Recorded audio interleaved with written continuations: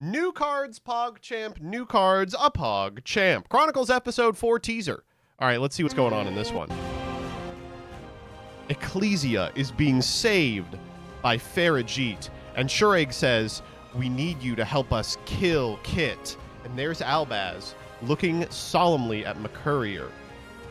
Folks, we love ourselves a little bit of the branded storyline. Unfortunately, this is the last, and then they're doing like a 3-part Charmer episode, so come back to it. I like this. All right. Let's get to the new cards. First up, Ritual Summoning is Child's Play with new Archfiends. Royal Daemon, Royal Archfiend. You can only use the first and second effect of this card's name each once per turn. 1, you can tribute this card from your hand or field, add an Archfiend from your deck to your hand, except Royal Archfiend. Also, for the rest of the turn, you cannot special summon from the extra deck except Archfiend monsters. Also, you can normal summon a Fiend monster in addition to your normal summoner set, and you can only gain this effect once per turn. When your ritual monster is destroyed by battle while this card is in your graveyard, you can special summon this card. Duke Archfiend gains attack equal to its level times 200. You can target a face-up monster you control, send an Archfiend from your deck to the graveyard except Duke, and if you do, increase its level by the sent monsters. When your ritual monster is destroyed by battle while this card is in your graveyard, you can special summon this card. Highness Daemon. If this card is normal summoned, you can banish an Archfiend from your graveyard to add 2 Archfiend cards from your deck to your hand, except Highness Archfiend. Also, you cannot special summon from the extra deck for the rest of the turn, except Archfiend monsters. When your ritual monster is destroyed by battle while this card is in your graveyard, you can special summon this card.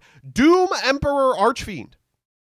You can target a face-up spell trap on the field, destroy it and this card. It's eccentric. And must be ritual summoned. If this card is ritual summoned from the extra deck, banish all monsters on the field except those in the EMZ, unaffected by other monsters' effects while this is in the EMZ. And if this card is in the EMZ, you can special summon a Fiend monster from your hand or deck or graveyard or banishment. Throne of Archfiends, ritual summon an Archfiend from your hand, face-up extra deck, graveyard, or banishment by tributing monsters from your hand to field whose total levels equal or exceed that monster's level. During your standby phase of Doom Emperor Archfiend is face-up in your extra deck, you can add this card from your graveyard or banishment to your hand. Archfiend Strategy Game. Fiend monsters in the extra monster zone gain 1,000 attack, and you can banish a Fiend monster or Archfiend from your hand or graveyard, add an Archfiend from your deck to your hand, except a field spell, and add an Archfiend Pendulum monster from your deck to your extra deck face-up. Archfiend's Jet, special summon a level 7 or lower Archfiend monster from your hand or deck, or if you have a face-up Archfiend ritual monster in your extra deck, special a Royal Archfiend, Duke Archfiend, or Highness Archfiend. And finally, Archfiend's Vigor. If you control an Archfiend ritual monster in the EMZ, target a face-up card your opponent controls, negate its effects until the end of the turn. If this card is banished from the field, you can add an Archfiend card from your deck to your hand, except Archfiend's Vigor. These are pretty cool. So the concept here is you're meant to use Archfiend Royal to tribute itself from your hand and add an Archfiend from your deck to your hand. You grab Highness Archfiend, which you can then normal summon to banish the card you just sent from your hand to the graveyard in order to grab 2 Archfiends from your deck to your hand, which is crazy. This is the ritual spell. This is the ritual. I mean, it is just a 1-card combo, right? Now, the weird part about this one is they also work with Archfiend Matador. Yeah, I'll look up that card.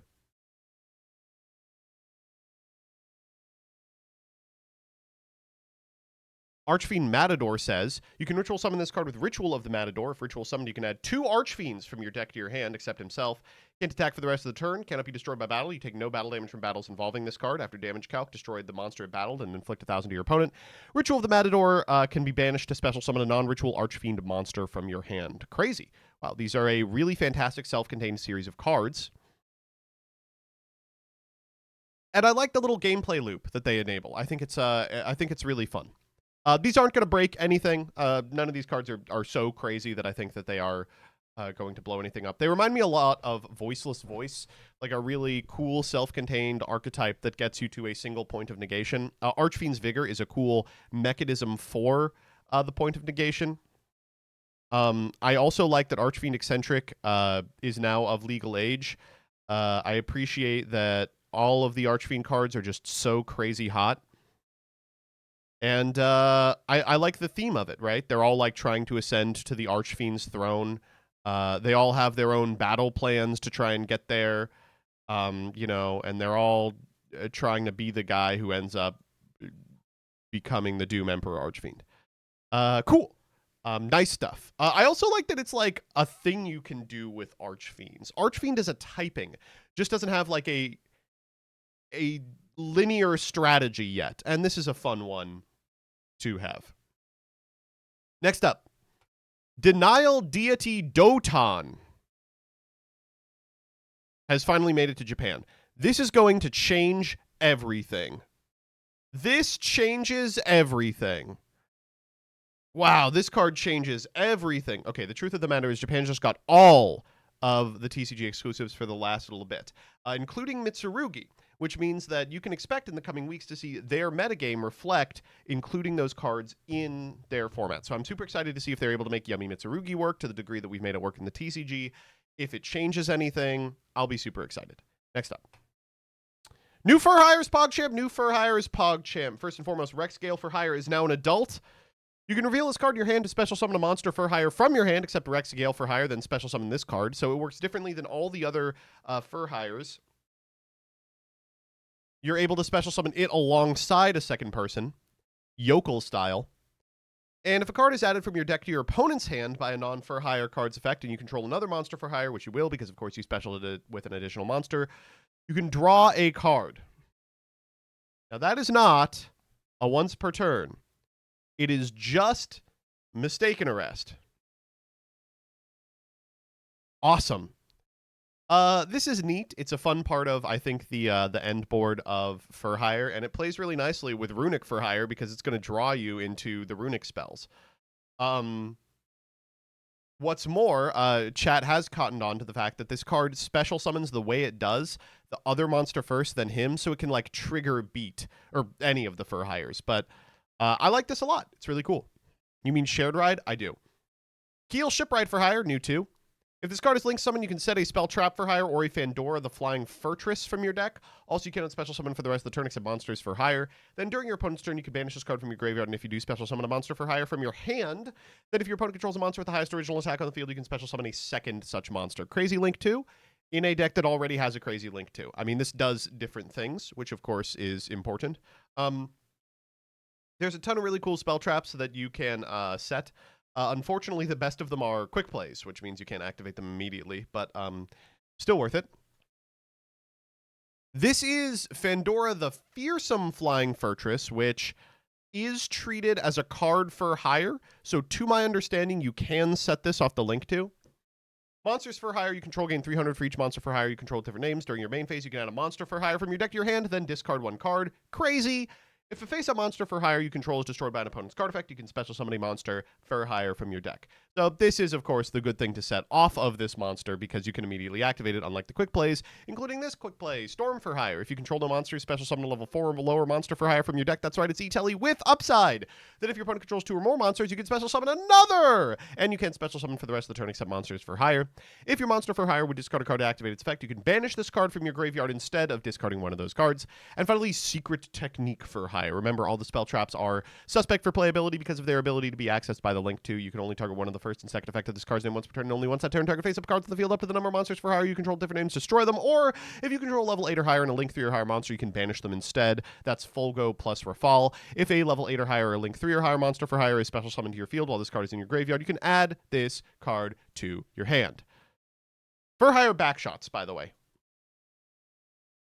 So, I don't know. I really like these cards. I think For Hire is a lot closer to playability than other people are pretending. I think that it is an archetype that has the ability to play not only as a powerful pure strategy, but also alongside other archetypes. It kind of sucks that this card in particular says, I believe, if you use the bonus summon, you are For Hire locked, and there's a couple of For Hire locks somewhere in these cards that prevent you from splashing these new cards as easily as you could splash the old cards, but that doesn't mean that you won't still be able to try. I like these a lot. I think that they are really, really powerful, and I'll certainly be brewing with them. Why do they keep giving things steeds, though? They're like, fuck, what do we put at the end of the a steeds. All right, next up. New Darklords. Oh my god. Darklord Golgotha. You can only special summon Darklord Golgotha once per turn. You can only use a second effect of this card's name once per turn. If this card is special summoned, you can special summon 2 Darklord tokens. It's got the Asmodeus style effect. Also, you can't special summon for the rest of the turn except fairies. If this card is sent to the graveyard, you can add a Darklord card or a forbidden quick play spell from your deck to your hand except Golgotha. This card is crazy. Darklord Deity. If this card is normally special summoned, you can special summon a Darklord monster from your deck in defense position. Also, you are locked into fairies. Okay. So, you normal this and then special this, and you give 15 pieces of token support. If you control a Dark Fairy fusion monster, you can banish this card from your graveyard, then target a Darklord or Forbidden Quick Play spell in your graveyard, add it to your hand. Next up is Lucifer, Darklord of the Evening Twilight. If this card is fusion summoned, you can set a Darklord spell and a Darklord trap from your deck. A Darklord spell and a Darklord trap. Can't be targeted with card effects, and as a quick, you can pay 1,000 to target a Darklord spell trap in your graveyard, apply that target's effect. When this effect is activated, then shuffle that target into the deck. That's crazy. Darklord Pleasure. Oh. Fusion summon a Dark Fairy fusion monster from your extra deck by banishing its material from your hand, field, or graveyard, and if you do, it gains 1,000 attack. If summoning a Darklord monster this way, you can also use Darklord monsters your opponent controls as material. So, you know, I'm pretty sure what you're meant to do here is go Dejunti into Golgata, summon 2 tokens, then link these 2 off, grab the fusion spell, fuse the tokens into Lucifer, set a spell and a trap. I mean, that's crazy, right? That's a really, really powerful sequence. And the forbidden cards don't have to be, they're like on-theme stuff that's like, if you control 3 Dark Lords and the moon is a waxing gibbous, fart on your opponent's left hand. Instead, you can set like Droplet. This deck, of course, is very consistent. If you're unfamiliar with the Dark Lord cards, they just have like a 3 Rhoda, a bunch of Reborns and shit. Ixchel draws a trillion cards. I would not be surprised to see these played in something competent. I don't think their own strategy. Because they really do need like another line of play. But this is really, really promising for sure. Next up. New Tellers! Oh my god, didn't we just get New Tellers? First up is Constellar Caster. If this card is summoned, you can special summon a Constellar monster from your deck except Caster. Oh. Also, you can special summon from the extra deck for the rest of the turn except light or dark monsters. Well, thankfully, none of those are any good. A Constellar Xyz monster that has this monster as material gains this effect. Once per turn, when your opponent activates a spell card effect, you can detach 2 Xyz monsters from monsters. And if you do, negate that effect. And if you do, negate that card. Hi.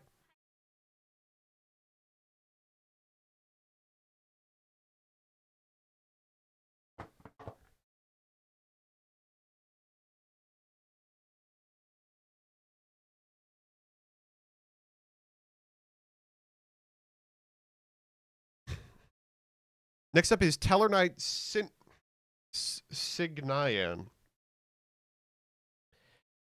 If this card is summoned, you can add a Tellarknight or a Constellar monster from your deck to your hand. Okay, you can summon it off the last guy then. You can target another light monster you control, increase its level and this card's level by 1. And if this card can be treated as 2 materials for the Xyz summon of a Tellarknight Xyz monster that requires 3 or more broken. And here's a guy. X-Tellarknight Sacred Ptolemy's Omega 7.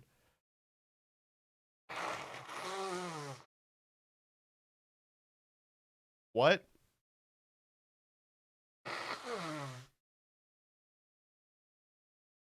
You can summon him during main phase 2 over a guy. He becomes a Towers if you have 7 or more Tellarknights with different names. And then once per turn, you can detach any number of materials from this card, then target that many monsters your opponent controls. Shuffle them into the deck? Oh my god. Tellarknight Sacred Delteros. Your opponent can target rank 5 or higher Tellarknight or Constellars with card effects. Once per turn, you can detach material, add a Tellarknight or Constellar from your deck to your hand, then normal summon a light monster. Jesus. If this card is sent to the graveyard except from the field, you can special summon a Tellarknight or Constellar monster from your hand or banishment. Okay, so if you detach it for Xyz material, it'll trigger. These cards are crazy. I don't know what to tell you. The Tellarknight stuff that came out like recently is not bad. It is pretty good. Famously, it's what cost me moving forward from my top in the Kriparian Challenger Cup. But the new stuff is really, really cool. And the new stuff that we just looked at, I think is fantastic. I mean, Omega 7 seems like a really cool piece of an end board, which enables you to have a type of removal that's so hard to access otherwise. Constellar Delteros is both a really fantastic mechanism for ensuring that your plays go through because it's got this incredible like protection effect, but also will trigger when detached. It's really nuts. Here's some combos. Here's a 1 card. On the screen. Okay, Caster into Caduceus. Caduceus, of course, crazy strong. Constellar Tellarknights, New Delteros for Lyran. Grab Skybridge, Tellarknights, Skybridge for a Knuckle Eye. Into the semi-new rank 4. Cycle the Altair, 2 back. Tolme into Infinity, into Tolme M7, into the Omega 7. Of course, that's only available going second, right? That's a 1 card. And then here is a 1 card turn skip. So Tellarknight has already had 1 card turn skips. They've never been particularly competitive, but I'll check it out, sure. You got a jackpot 7. Overlaying for the new Delteros. A Knuckle Eye, Lina. Grab our Skybridge. Kadoosh, 2 back. Trigger.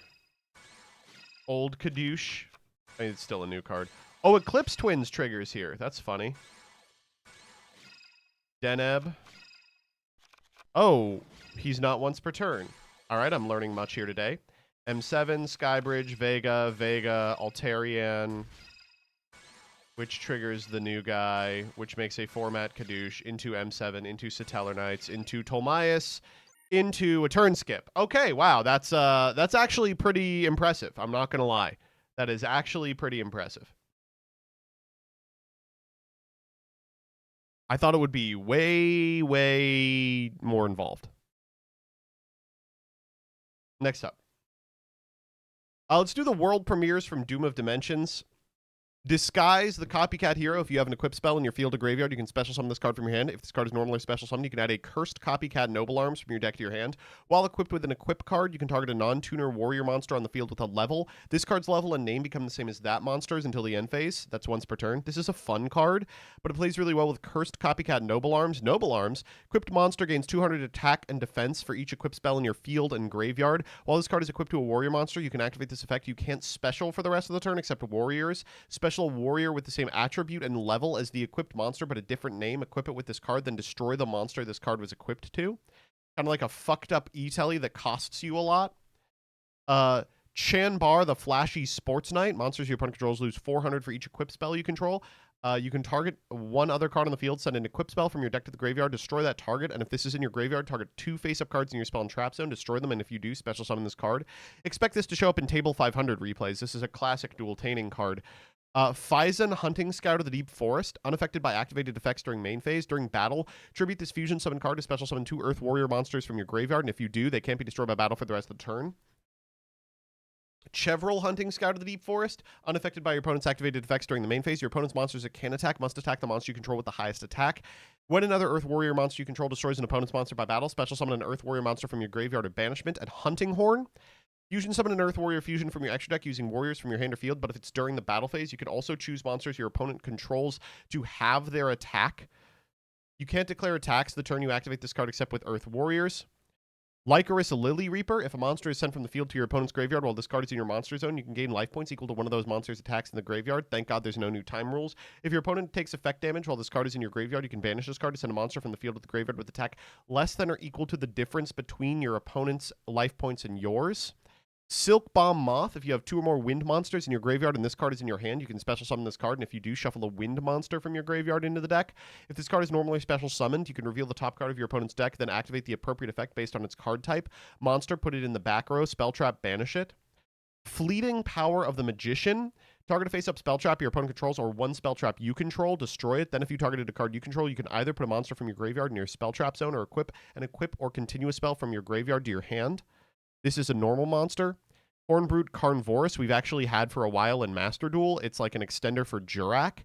Endymion the Crescent Magistus, this is a relevant one. If this card is link summoned, you can target a Magistus monster you control, equip it with a Spellcaster monster from your graveyard or banishment as an equip spell. During the main phase, you can target a Spellcaster monster to your spell trap zone, return it to the hand. This card is pretty good. Double Fusion is Double Fusion, and Garden Rose Maiden now has an alt artwork. So we've talked about most of these already because they were premiered in OCG and then have finally made it over to TCG. But the world premieres, I guess, deserve a little bit of discussion. Don't love Disguise and Cursed Copycat Noble Arms, but they are funny cards, for sure. The Deep Forest stuff is really strange to me. This is like stealth War Rock support, but also supports the Conquering Star monsters, if you remember those. I don't love it. Hunting Horn, not great either. It's funny that Lycoris Lily Reaper is like an effect damage card and is named Lycoris Lily. And Silkbomb Moth, finally a wind extender.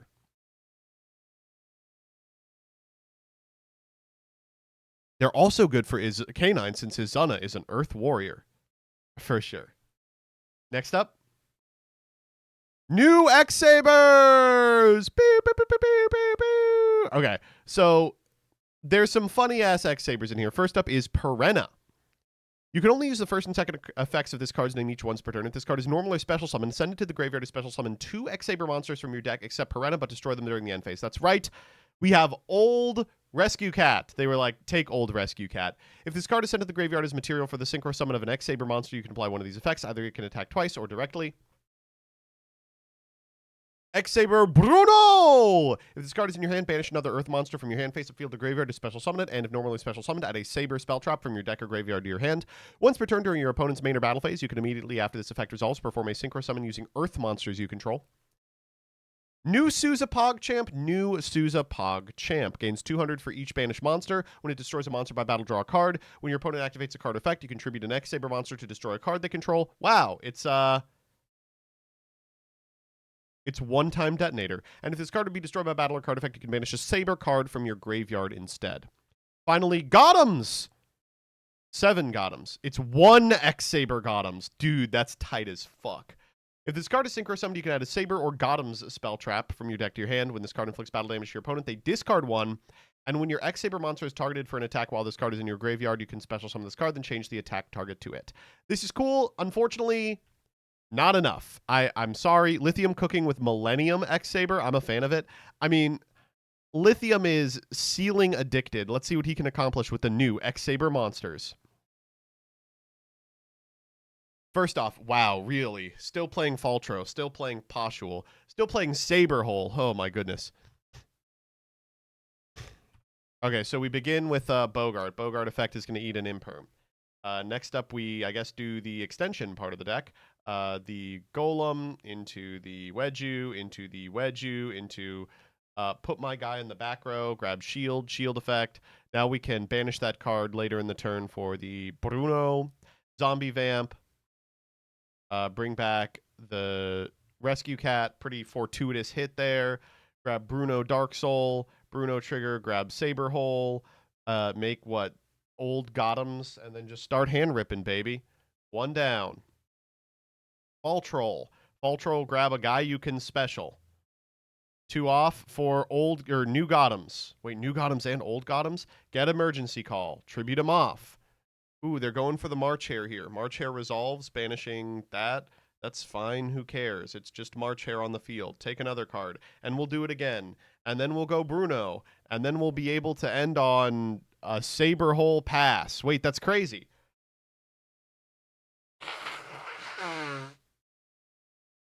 I don't know. This seems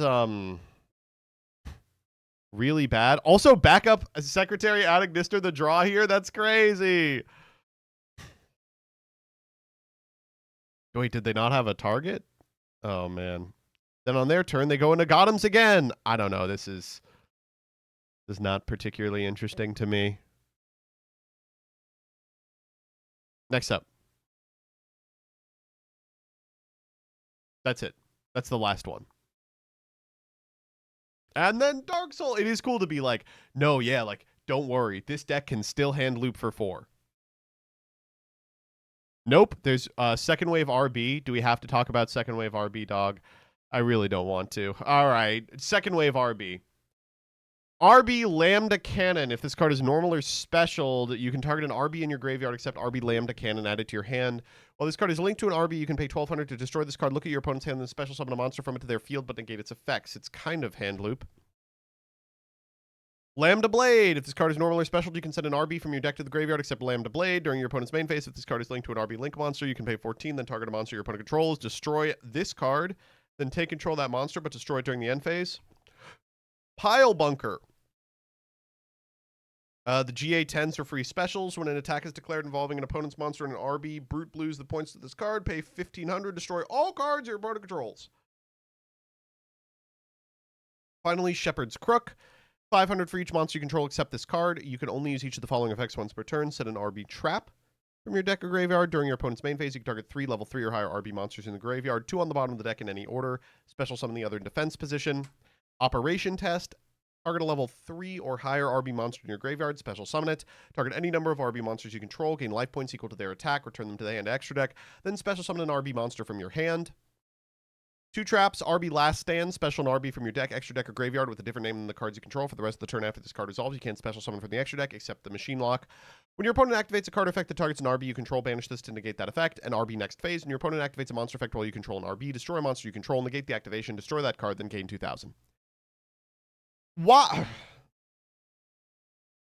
Why did they print these cards this way? Was it too much to just make the archetypal counter trap an Omni? Do we need to destroy a monster we control? I just don't know. There are some cards in here that are fine. Like Lambda Blade is cool. You know, if you special it from deck, you can then bin an RB and cycle through it using the new cards. These are... They're not good enough, man. They're not good enough. They're cool, they're fun, they're nowhere near the necessary amount of playable to save this archetype. I don't even know if we're going to make a second RB TMT, because what do you want me to do? They play better than they read? I mean, I should hope so, but they don't play anything resembling metagame relevant.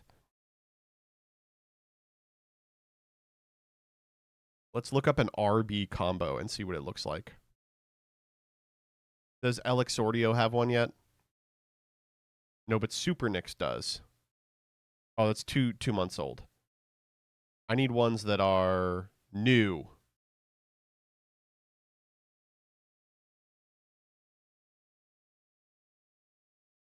RB Machina 1-card combo, post dude 6 interruptions. Okay, stage landing Funk House. We go stage landing for Lambda Cannon. Then you go Lambda Blade into Vulcan into Operation Test. Operation Test for the Lambda, for the Gay Cutter, into Cycle Back Lambda, into Clockwork Knight. Clockwork Knight for Clockwork Knight, for Barricade for Clockwork Knight, for Gear Frame, okay? Normal the Gear Frame, grab Unclass Spare. Unclass Spare sends Citadel, 2 off for Brute Blues, 3 off for the new 3. Set the pile driver. Then we have Lambda and Driller and Cutter and I guess Citadel also. Monster Negate, Monster Pop, Spell Trap Negate, Blade Steel, and Citadel Raigeki. Cool. I'm sorry this doesn't strike me as particularly playable.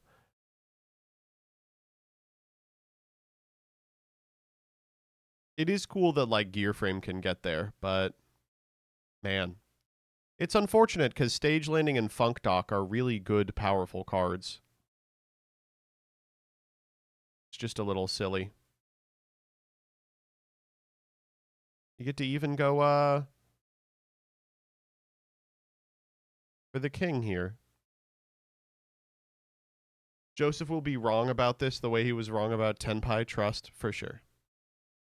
Do we not have a discard outlet better than Barricade Borg? Barricade Borg is one of a kind, baby. All right, this actually ends New Cards PogChamp. That's it.